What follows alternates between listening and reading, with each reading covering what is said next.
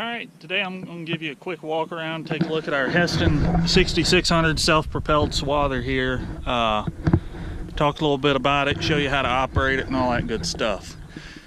These are older units. They were made in the 1970s. This particular one has a 4-cylinder Perkins diesel. It's all hydrostatic. It's got a hydraulic pump for the header and it's got a hydraulic pump for the wheels. There is no mechanical stuff. You've got a drive shaft coming off each side of the engine. This rear shaft is for the drive wheels, and this front shaft goes to a front pump that runs the header. They're decent old machines, but they are getting to be pretty old machines. This particular one has a 14-foot width of cut. The header overall is about 14 feet 9 inches wide. The header is removable. You can swap it for a different size, but this is what we have. This is what we're running. The biggest problem we have out of this particular machine is this track over here. This track that I'll show you in more detail when we're working on it drives these arms with the bearings that control the little fingers to push the hay back into the sickle. And that track wears out over time. Now these mowers are Sickle Bar Mowers. A lot of the newer ones are disc mowers. But the way this works is this assembly here turns and it pushes the grass back into these teeth. These teeth move side to side and cut the grass basically like a scissor, and then the fingers continue to help push it back into the auger. The auger channels it all to the center. That's got a little bit of an edge on it, where it goes through those two big black rolls back there that are called conditioner rolls. Those conditioner rolls cut the crush the grass and help it to dry faster. These are a Pitman arm drive, and this is the other area where we've had the most trouble. It's not a big problem, but if you want to talk about common problems on this machine, they're going to be this Pitman arm drive and the little track drive over there. But you can see here's the hydraulic motor that runs the header. There's a drive shaft going over with a chain to power the auger. This particular unit, being older, it has had a few let's just call them farmer repairs made over the years. Here's all your controls. I'll talk more about these in a second, but let's get it started first. Your key goes here. Now typically you would just turn the key on, hit the key, and it would crank over, but ours has had some problems, so the wiring has been a bit modified, so I have to do something a little different.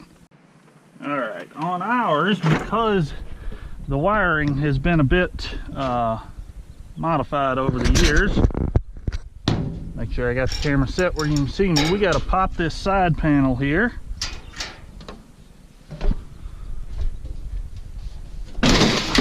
Make sure it's in neutral, which I did. Find the other end of this here blue wire and oh, come on, baby, you know better than that. Whoopsie. I'm dropping shit.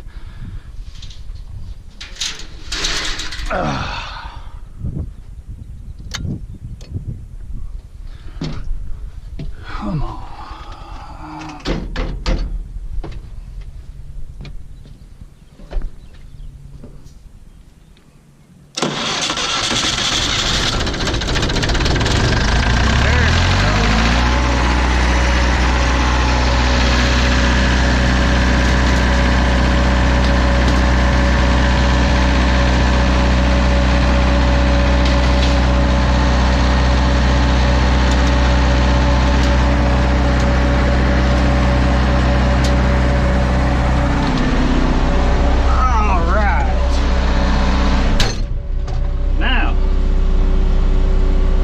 Talk about controls. All your controls are over here.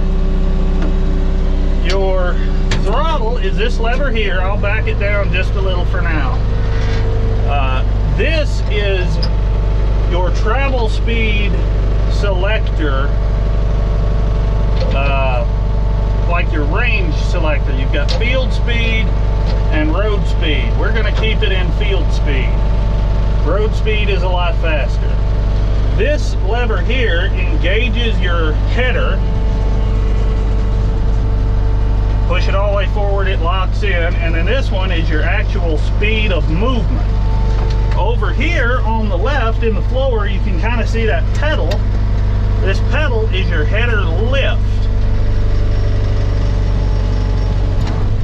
Now when you're running this thing in a field, you'll come down with it by pushing forward on the pedal, and then it clicks and it locks into a float position, so that header will follow the ground instead of riding on the swather's hydraulics. So with all that said, let's pick the header up and start down the road with it. I'm going to ease forward on the travel speed, give it a little more throttle.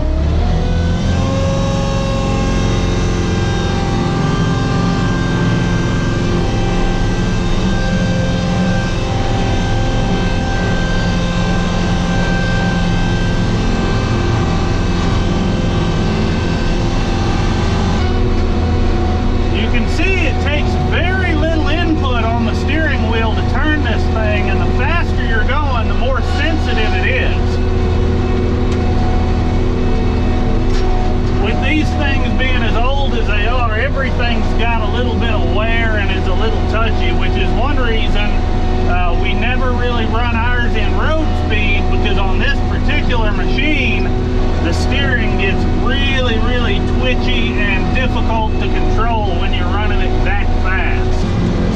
And the stop will just ease the travel control back. Right there is neutral, but again, it's an older machine, linkages are a little worn. You actually have to go over and pass neutral just a little bit.